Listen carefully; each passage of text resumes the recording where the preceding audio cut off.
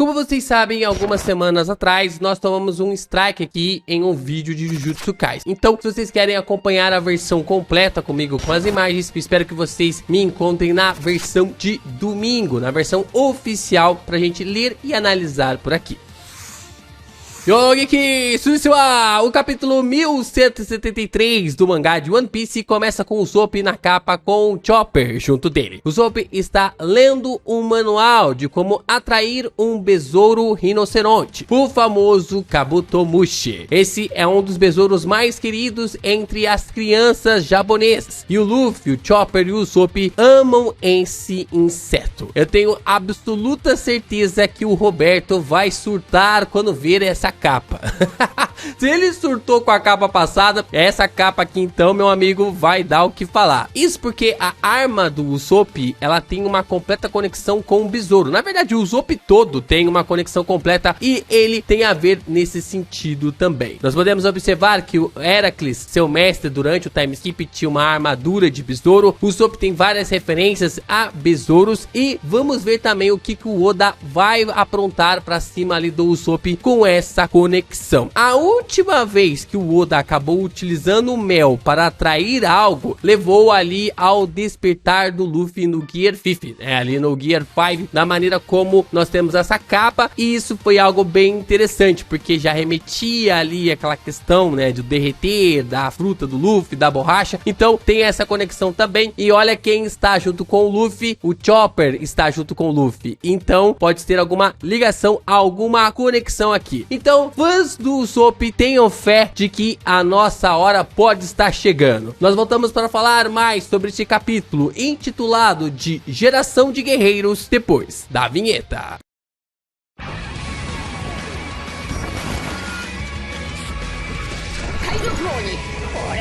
Dory e Brogy continuam seus avanços, invadindo a vila que Yaro está. Eles querem a cabeça do velho gigante. Yaro questiona que formas são aquelas que Dory e Brogy estão possuindo. Zoro então questiona Hairunjin se ele pode cortar os gigantes em pedacinhos que foram passados ali pelo Dome Reverso. Hairunjin então dá as ordens para que todos que fazem parte dos novos piratas gigantes possam atacar. Eles devem proteger a vida do Sr. Yaro como prioridade e que devem ferir os gigantes transformados no mínimo possível. Mas então eles são reconhecidos. Os gigantes transformados começam a tirar sarro do sonho de Hairunjin de unificar os povos gigantes e começam a rir dele, dizendo que isso é um sonho impossível. Hairunjin e Stansen ficam pistolas e mandam o Zoro cortar. Mandam o Zoro mandar ver, ou seja, tá liberado cortá-lo. Zoro salta para muito alto com aquele sorriso de atentado. Stansen lhe elogia por tomar tal atitude para não ser cercado pelos gigantes. Seguimos aqui através desse esquenta. Os personagens estão aprendendo um pouco a utilizar mais suas habilidades através deste capítulo. E é claro que eu conto com você deixar o seu like, se inscrever aqui no canal, compartilhar os nossos conteúdos por aí. É muito importante você continuar reagindo, comentando, divulgando ainda mais os nossos vídeos para que o YouTube continue a propagar os nossos conteúdos, principalmente de One Piece. E é claro que nós estamos com a nossa marca pra gente atingir 170 mil inscritos ainda este mês e 200 mil inscritos este ano. E você ainda pode fazer parte da nossa tripulação aqui no canal do Geek Brasil. Você pode contribuir através de tornando membro do canal, mandando seu valeu, mandando seu hypar, mandando o pixzinho que vai estar aparecendo aí na tela. Se você chega e contribui com o valor de até 50 reais ou ultrapassa esse valor de uma vez, de valores acumulados, você pode ficar creditado através aqui de um dos cargos na nossa tripulação, de forma muito precisa para continuar ajudando os nossos conteúdos. Os gigantes então tentam atacar Hairunjin e Stansen, mas os dois conseguem desviar, e Hairunjin diz que eles vão contornar pelos dois lados. Enquanto isso, Zoro salta por entre os gigantes, afundando seus capacetes em suas cabeças, impedindo que continuem a enxergar. Zoro atinge o pico da altura, usando suas 3 espadas e começa a emitir haki do conquistador para tudo quanto é lado. É o primeiro ataque do Zoro consciente de que tem o haki Ki do Conquistador. Zoro então invoca uma técnica secreta das 3 espadas, chamada de Encruzilhada dos 6 Caminhos. Todos os gigantes caem por terra sem nem saber o que aconteceu e sem nem saber o que o Zoro fez, porque o Zoro nem sequer encostou suas espadas neles. É um ataque devastador e finalmente o Zoro tá começando a criar ali umas bases para conseguirmos enxergar um confronto de cara direto contra o Mihawk. Zoro então surge atrás de Dory e Brogy e os dois reconhecem Zoro e partem para atacá-lo. Mas assim que eles partem para atacar o Zoro, ambos se atacam no mesmo instante. Não dá para saber se é um ataque em que ambos erraram o Zoro ou se conseguiram quebrar o controle de Imu de leve. O que nós conseguimos ver é que o Yaro fica assustado com os ataques devastadores dos dois e da maneira como ele poderia achar que tanto o Dory quanto o Brogy estavam mortos devido a este poder. Vamos para onde Brook está e ele está conseguindo ver onde Imu / Gunko está também. Brook está se aproximando dela e começa a gritar se ela é a princesa Shuri. Imu olha pro Brook como se tentasse entender suas palavras, mas Brook continua dizendo que é claro que talvez não seja isso. Ele sabe, mas quanto mais ele olha para ela, mais ele se lembra da princesa e ele não ia deixar essa passar. Ele tinha que confirmar com a sua própria voz e também com seus próprios ouvidos. Brook continua a dizer que se fosse mesmo a princesa, ela teria mais de 80 anos e mesmo que se ela o visse, não teria como lhe reconhecer por causa dessa forma dele tão mudada. Mas o rosto dela, o cabelo azul, os olhos, tudo remete a ela. Ele questiona se ela gostava de música e ele não está ficando louco. Tudo combina perfeitamente, questionando a princesa Shuri se isso não era verdade. Brook então começa a farmar aura pra caramba e começa a gritar, dizendo que ele está confuso. Ele então está furioso, dizendo que nunca quis se lembrar disso na sua vida inteira. E então ele chama a Gunko de princesa parricida e diz que a pessoa cuja vida que ela tirou era o seu benfeitor. O corpo da Gunko começa a reagir às falas do Brook. E é muito legal isso, né? A maneira como o Brook ele é colocado aqui e a gente consegue ver um pouco mais dessa formação de aura do Brook e até mesmo a Gunko começando a se mexer, no caso a princesa Shuri, e a gente começa a entender que parece que tem ali algo acontecendo meio de errado, né? Tem ali uma, podemos chamar dessa forma, quase como se fosse ali uma má interpretação entre os dois. Isso pode nos levar para, mais uma vez, uma das histórias mais trágicas de One Piece. A gente já veio de duas, que foi do Harold e do Shebeck. Provavelmente ali a história do Brook tende a ficar ainda mais pesada. E muito começa a lutar pelo controle do corpo de Gunko e ele se questiona se as memórias da Gunko estavam voltando. Gunko toma o controle do corpo e cancela todos os ataques, todas as habilidades de vetores que estavam ativas e pede para que o Brook corra. Brook não entende o que está acontecendo e vemos que o vetor que estava ali prendendo e também o vetor que estava forçando as crianças a andarem, ele começa meio que a ser cancelado. E Mu continua a lutar pelo controle do corpo da Gunko. Ela iria começar a explicar as coisas pro Brook, mas Imu toma o controle do corpo novamente. Brook, que já está fora dos vetores, fica confuso, porque os vetores lhe soltaram e agora estavam querendo lhe prender mais uma vez.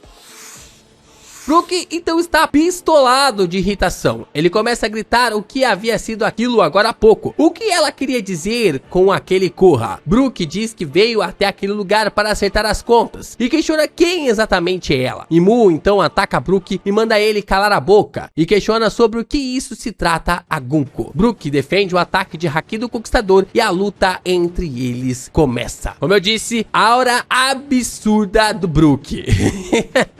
Caramba, faz um puta sentido pensar ali sobre esse mal entendido.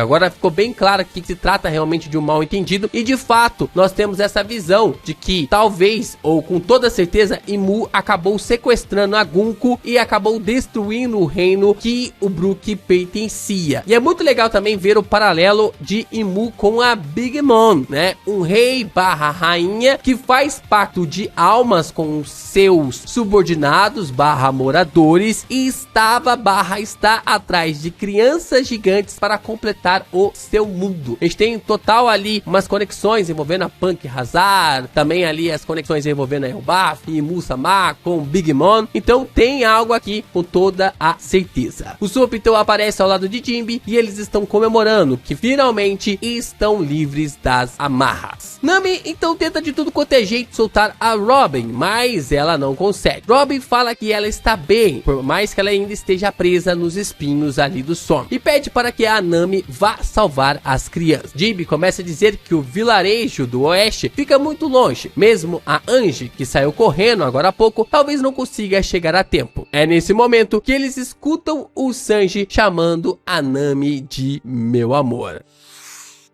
Voltamos para o núcleo das crianças enquanto Sommers está infernizando elas. O vetor da Gunko voltou a funcionar e está levando eles para o navio. Column percebe que Sommers é um dos Akuma que Yaro havia mencionado no capítulo passado. Sommers então percebe que Column sabe lutar, então por que está se comportando como um moleque? E pergunta se ele é filho do Gaban. O que Column manda ele calar a boca e ordena que ele retire a teia espinhosa dele. As crianças começam a ordenar que Sommers remova a teia, o que faz ele apenas rir. Sommers então diz que já pôde ver o navio e começa a rir ainda mais e pede para as crianças se despedirem da terra natal dela, porque elas nunca mais vão voltar ali. As crianças dizem que não querem, elas começam a chorar sobre não verem mais os seus pais e mães e começam a gritar por ajuda. Sommers avisa Killigan e Mu que eles estão quase chegando no navio. Nesse momento um grande barulho começa a surgir perto das crianças e vemos que Ripley, Oimo e as mães gigantes vieram para resgatar os seus filhos. Sommers diz que quer zarpar pro mar logo, mas os cavaleiros ainda têm algumas coisas para resolver naquela ilha. Então o medo de Nika ataca os gigantes que estavam tentando resgatar as crianças, mandando-os para longe. Ripley e os gigantes reagem atacando o medo de Nika,